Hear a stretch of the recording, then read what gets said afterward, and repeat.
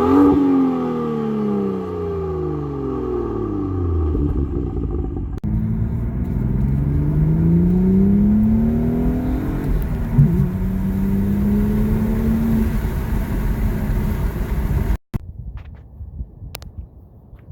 guys, what's up?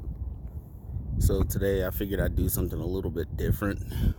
As you can tell, I'm not in Japan anymore. I'm back in the US. But I picked this up a couple of days ago. I believe it was, I got back from Japan on Tuesday. So I picked this up on Wednesday. This is my 2018 BMW M2. It is a 6-speed manual. That's the number one thing that a lot of people who've put up to me at likes and stuff like that have asked, is it a 6-speed manual? And it is. I picked this car up secondhand, of course. It only had, when I bought it, 1,758 miles on it. Now it has over 2,000. I've been just driving the crap out of this thing since I got it, which is the main goal really for this thing. I walked on the BMW lot just trying to get information on the B58, because as you guys know, I'm trying to get the new Supra as well. Trying to get the new Supra as well. And I went over there just to take a glance at the Z4 and just kind of do a small comparison and stuff like that, see the similarities and differences and everything. And when I came on the lot, this was sitting there in the used car section right there at the front, and the guy came out and talked for a little bit and things, and just talked about this car. And I really didn't know anything about it at first. I really don't know much about M2s. I know they are great cars, and a lot of automotive journalists have recommended them. Chris Harris, I watched his review. Parker Nierenstein from Vehicle Virgins, I actually watched his review as well when he first put it out about 3 months ago, I believe it was. And it was actually that video that sold me on the car, just based on the fact that he said it was a really good buy as compared to the M2 comp, and the price difference, and just with the whole overall cost efficient act that BMW took to put the M4 motor into the M2, based on this engine dying off due to emissions and all that jazz. But real quick, if you hear wind noise, I'm sorry. I'm up 7,000 feet up here in the mountains, so if you hear wind noise, I do apologize.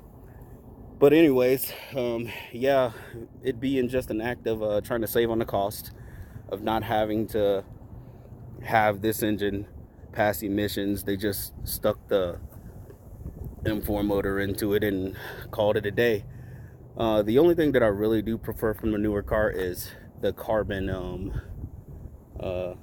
they call it, I forgot what he said they call it, but yeah, you guys know what I'm talking about, though, the whole carbon strut bar that's underneath the hood. That's not on these models. But other than that, it was really that video what sold me onto it, just because the sound of it being a single twin scroll and not being a twin turbo and all that. So that's what really made me pull the trigger on it. I got it for a pretty decent deal, you know, as low as the miles were. I got it for 50 right out the door. Just be as transparent with you guys as I can. So I thought that was a pretty decent deal based on just how new it was.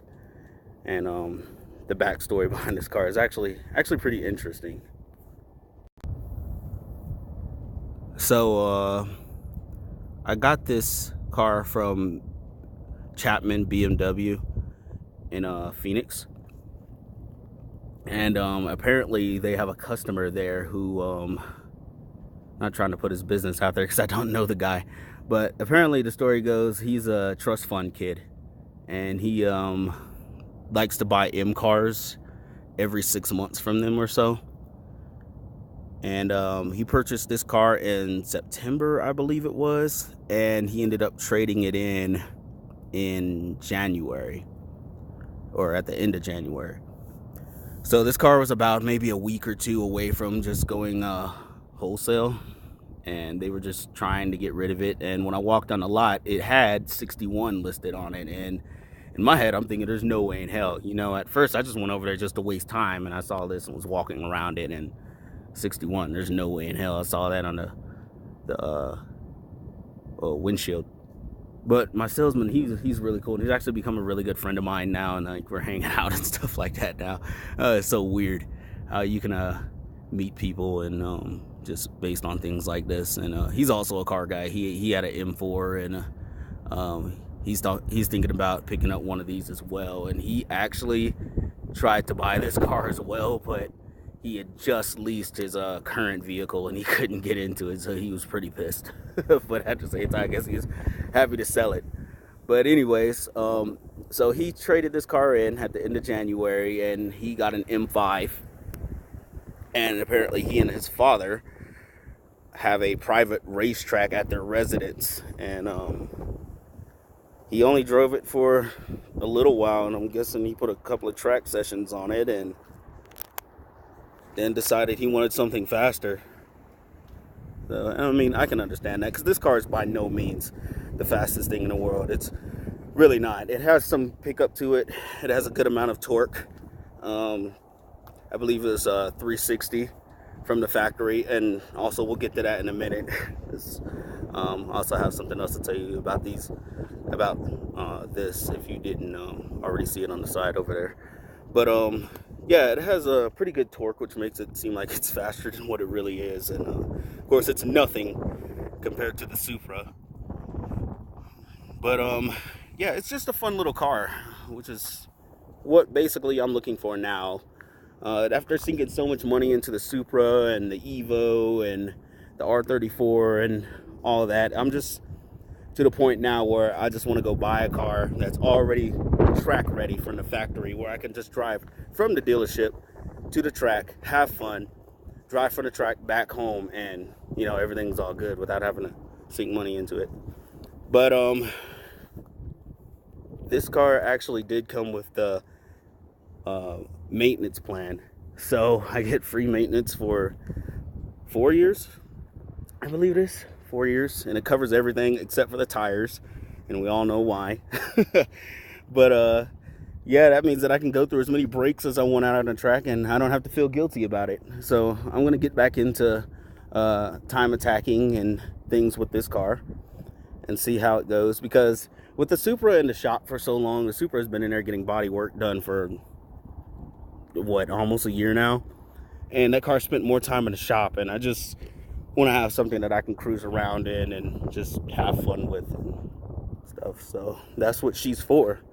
But that doesn't mean that I don't have minor plans for it. We're still gonna do little things here and there. All right, so let's dive right into it. It's really nothing special under the hood, because it's almost all OEM. So nothing special under here. But I picked this car up on Wednesday, and I drove it all day on Thursday. Wait, today is Sunday. Yeah, so, okay, so I drove it all day on Thursday just to get the feel of it and see how it is and everything. And I ended up finding out that Vivid Racing was right there in Phoenix, less than 10 miles from where I was sitting in the parking lot, just kind of doing research on tuning on these and things. So I went down there and talked to the tuning manager, Blake, and he's a really nice guy. And since they specialize in these kind of cars, from M cars all the way up to 570S, they have Vorsteiner stuff in there. They have really good things. But since they specialize in cars like this, I looked into the tune, and I ended up getting a stage 2 tune from them. They reflashed the ECU on Friday, and I think that's good for 417 brake horsepower, which is pretty good. It's pretty good.